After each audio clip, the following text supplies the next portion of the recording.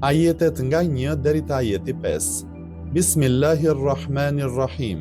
Ya ayyuhal muzammil qumil layla illa qalila nisfahu aw inqus minhu qalila aw zid alayhi warattilil Qur'ana tartila inna sanulqi alayka qawlan thaqila. Me emrin e Allahut të gjithëmëshirshmit, mëshirëplotit. O ti i mbuluar, o Muhammed, qohu të falesh gjithë natën përveç një pjesë të saj, që është gjysma ose diçka më pak, a diçka më shumë se ajo dhe lexoje Kur'anin ngadalë dhe qartë. Sepse ne do të dërgojmë vërtet një fjalë me peshë të rëndë. Komentimi. O ti mbuluar, qohu. Ashtu siç përftohet edhe në bazë të tonalitetit të ajeteve të kësaj sureje, kjo është një ftesë qiellore për profetin Muhammed, paqja e bekimi i Allahut qoftë mbi të dhe mbi familjen e tij, për qëndrueshmëri dhe përgatitje për pranimin e një përgjegjësie të madhe dhe të rëndë, realizimi i të cilës nuk është i mundur pa vetë formimin paraprak. Ajetet thonë: o ti mbuluar, o Muhammed, qohu të falesh gjithë natën përveç një pjese të saj, që është gjysma ose diçka më pak ka diçka më shumë se ajo dhe lexoje Kur'anin ngadalë dhe qartë. Siç shihet, këto ajete i drejtohen profetit Muhammed, paqja e bekimi i Allahut qoftë mbi të dhe mbi familjen e tij. Interesant është fakti se nuk i drejtohen me shprehjen o i dërguar ose o profet, por o ti i mbuluar. Kjo nuk kupton se nuk është kjo koha për të mbështjell apo për të strukur në një qoshe, por është momenti për kryengritje, vetformim dhe përgatitje për kryerjen e një misioni të madh. Përzgjedhja e natës për kryerjen e kësaj vepre është për këto arsye. Së pari, sytë dhe veshët e armiqve janë në gjumë të fjetura. Së dyti, njeriu nuk është i angazhuar me kryerjen e punëve të përditshme dhe është më i gatshëm për të reflektuar, për të medituar dhe për të edukuar shpirtin. Gjithashtu, përzgjedhja e Kuranit si teksti kryesor i këtij programi është sepse Kurani jo vetëm që përmban të gjitha mësimet e nevojshme në këtë fushë, por edhe është mënyra më e mirë për përforcimin e besimit, qëndrueshmërisë, devotshmërisë dhe edukimit të shpirtit. Fjala tertilun është të përdorur në këtë ajet me kuptimin e sistemimit dhe radhitjes harmonike.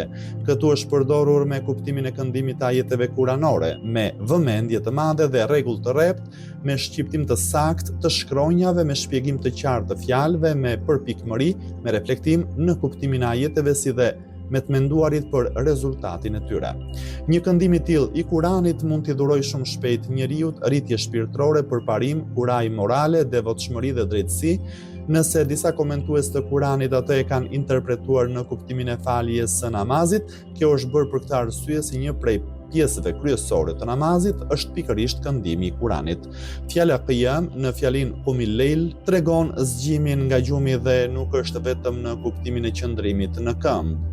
Shprehjet e ndryshme që janë përmendur në këto ajete për kohën e qëndrimit zgjuar natën shpjegojnë se profeti Muhammed, paqja e bekimi i Allahut qoftë mbi të dhe mbi familjen e tij, të zgjedh vetë nëse do të qëndrojë zgjuar gjysmën e natës, më pak ose më shumë se gjysma dhe të këndoj Kuran. Në fillim thot gjithë natën, me përjashtim të një pjese fare të paktë të saj. Më pas e ul atë, duke përcaktuar gjysmën e natës dhe më pas më pak se gjysmën.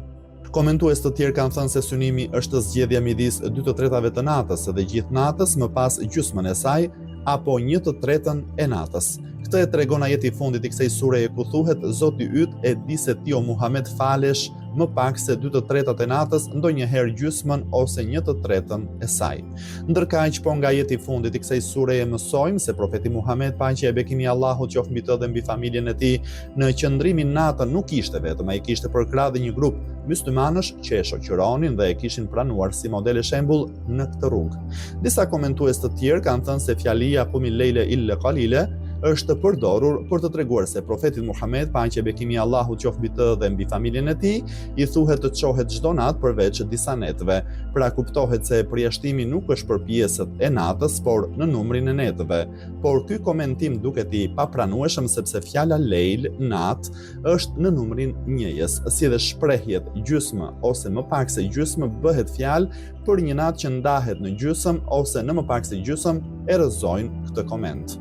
Më pas, qëllimin përfundimtar të këtij urdhri të rëndë dhe të vështirë e shpjegon në këtë mënyrë: ne do të dërgojmë vërtet një fjalë me peshë të rëndë. Edhe pse secili komentues i Kuranit ka shpjegimin e tij në lidhje me grupin emëror qaulan thaqila, fjalë me peshë të rëndë, ky grup emëror në thelb ka të bëjë me njërin aspekt të çështjes, por që lidhet me një çështje me peshë të rëndë, tok fjalë shi peshë të rëndë padyshim që nën kupton Kuranin pamlart. Peshë e rëndë për nga përmbajtja dhe kuptimi i ajeteve. Peshë e rëndë për nga pikpamja e mbajtjes së saj në zemra dhe në shpirt, për të cilën vetë Kurani deklaron, sikur ne ta zbritnim këtë Kuran mbi ndonjë kodër, do ta shihni atë të strukur e të qarë prej frikës nga Allahu. Peshë e rëndë për nga pikpamja e premtimeve, paralajmërimeve dhe sqarimit të përgjegjësive. Peshë e rëndë për nga pikpamja e në fen islam dhe problematikat e vështirësit gjatë kësaj rruge. Peshë e rëndë në peshorën e veprave dhe daljes përpara Allahut në ditën e gjykimit. Dhe në fund peshë e rëndë për nga pikpamja e programimit dhe realizimit të plotë të tij. Këndimi i Kuranit, edhe pse është i lehtë, tërheqës, i bukur dhe i këndshëm, zbatimi i dispozitave të tij është një peshë e rëndë dhe e vështirë.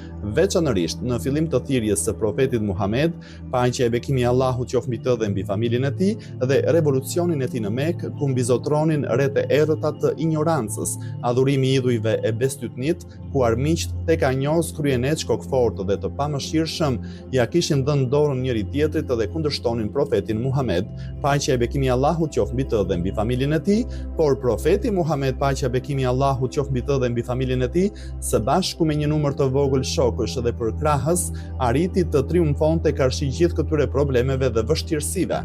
Duke u mbështetur në edukimin e Kuranit fisnik, duke qëndruar zgjuar një pjesë të natës, si dhe duke marrë fuqi nga afërsia me qenien e stërpastër të Allahut, ata ja dolën me sukses që ta mbartnin ngarkesën e rëndë, fjalë me peshë të rëndë dhe ta çojnë në bregun e synuar. Hulumtime. 1. Ngritja natën për të lexuar Kuran dhe për të lutur. Ashtu siç e tham dhe më lart, edhe pse personazhi këtyre ajeteve është vetë profeti Muhammed, paqja e bekimi i Allahut qoftë mbi të dhe mbi familjen e tij, në ajetet në vijim bëhet e qartë se bashkë me profetin Muhammed, paqja e bekimi i Allahut qoftë mbi të dhe mbi familjen e tij, në realizimin e këtij programi merrnin pjesë edhe besimtarët. Tani duhet të sqarohet nëse ngritja dhe qëndrimi i zgjuar në një pjesë të natës në fillim të thirrjes së tij ishte obligueshme për të gjithë apo jo. Disa komentues të Kuranit janë të mendimit se ky urdhër ka qenë i obligueshëm, më pas ajeti i fundit i kësaj sureje e anuloi këtë, largësia kohore midis këtyre ndryshimeve ka qenë pothuajse një vit. Disa të tjerë janë të mendimit se ky urdhër është dhënë para urdhrit të faljes së 5 vakteve ditore dhe më pas urdhrit për 5 vaktet e faljes, urdhri i lartë përmendur u anulua.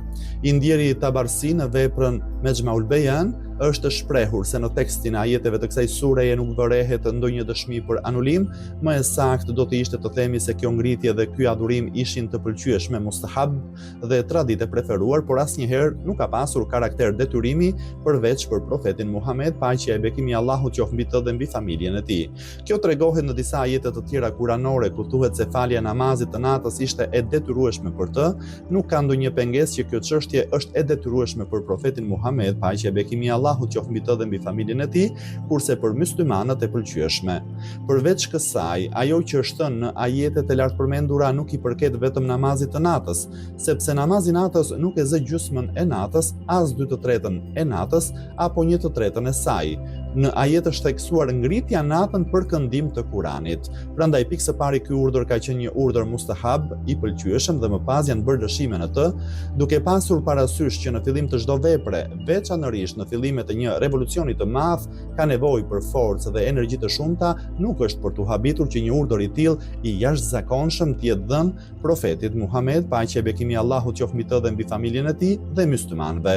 Pra të jenë urdhëruar që një pjesë të natës ta kalojnë zgjuar me qëllim që të njihen me përmbajtjen e këtij projekti të ri dhe me mësimet revolucionare të tij, përveç njohjes dhe konceptimit, ta përgatisin veten edhe shpirtërisht për zbatimin e tij. 2.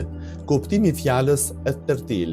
Asaj që është kushtuar rëndësi në ajetet e lartë përmendura nuk është vetëm çështja e këndimit të Kuranit, por është çështja e këndimit me vëmendje, ngadalë dhe në mënyrë të qartë. Për komentimin e fjalës et-tertil janë dhënë mendime të shumta nga imamët, secili koment përmend një prej dimensioneve të gjëra të saj. Në hadithin e transmetuar nga Imam Aliu, paqja qoftë mbi të, lexojmë: atë Kuranin shpjegoi qartë dhe jo si vjershat që lexohen me nxitim, as mos e shpërnda atë siç shpërndahen guralecët e rërës, por lexoje në mënyrë të tillë që t'i zgjosh zemrat e ngrysura dhe të eklipsuara me anë të atij leximi. Asnjëherë qëllimi yt i vetëm të mos jetë që të arrish në fund të sures. E rëndësishme është që të perceptoni kuptimin e ajeteve.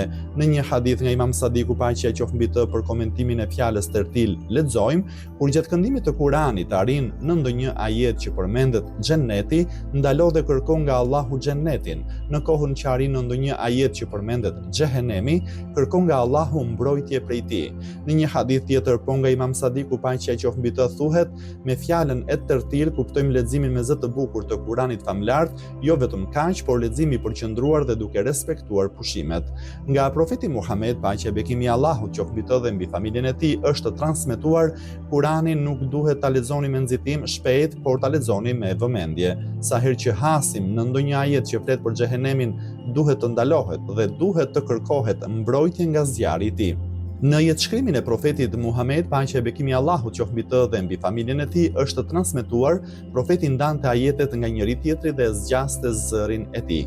Këto transmetime, si dhe transmetime të tjera, janë përmendur me po këtë kuptim në librat Usulul Kafi, Nurut Thaqalain, si dhe libra të tjerë të hadithit dhe komentimit të Kuranit.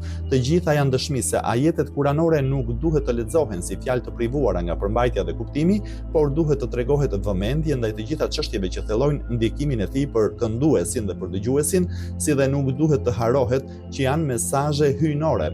Synimi është realizimi i përmbajtjes së tyre, por fatkeqësisht në ditët tona shumë mysliman i qëndrojnë larg këtij realiteti. Mjaftohen vetëm me leximin e Kuranit dhe kanë synim për fundimin e sures apo përfundimin e hatmes së Kuranit, leximit të gjithë Kuranit, pa qenë në dijeni se përse kanë zbritur këto ajete, çfarë mesazhi transmetojnë ato. Është e drejtë që duhet të respektohet teksti i Kuranit, por duhet të theksohet se dhe këndimi di sipas teknikave që thamë më lart, ka mirësi dhe dobi. Nuk duhet të harohet se ky tekst dhe ky këndim është premis për shpjegimin e përmbajtjes. 3. Mirësit e namazit të natës. Këto ajete edhe një herë tjetër na tregojnë rëndësinë e qëndrimit zgjuar gjatë natës, rëndësinë e faljes së namazit të natës dhe të këndimit të Kuranit, kur mos përfillësit janë në gjumë të thellë. Adhurimi gjatë natës, veçanërisht në pjesën e tretë të saj, në afërsitë e agimit, ka një ndikim të jashtëzakonshëm në dëlirësinë e shpirtit dhe në rafinimin e tij, në pastrimin e zemrës dhe në edukimin shpirtëror të njeriut, në çeltërsinë e zemrës dhe zgjimin e saj, në përforcimin e besimit dhe të vullnetit, si dhe në forcimin e themeleve të devotshmërisë në zemrën dhe shpirtin e njeriut. Të gjithë këto bëjnë që njeriu të ndjejë më së miri brenda vetes ndikimet e tyre. Prandaj, përveç ajeteve kuranore, në hadithet islame është theksuar përsëri kjo çështje. Për shembull, në hadithin e transmetuar nga Imam Sadiku, paqja qoftë mbi të, lexojmë: tre gjëra janë prej të mirave të veçanta të Zotit: adhurimi, namazi natës, shtrimi i iftarit për të tjerët, si dhe vizitat e vëllezërit musliman. Në një hadith tjetër, po nga ky imam, lexojmë: veprat e mira zhdukin veprat e këqija. Namazi natës shlyen mëkatet e kryera gjatë ditës. Në ajetin 79 të sures El Isra kemi dhënë një shpjegim të detajuar për këtë çështje, si dhe kemi transmetuar 10 hadithe interesante rreth rëndësisë së namazit të natës.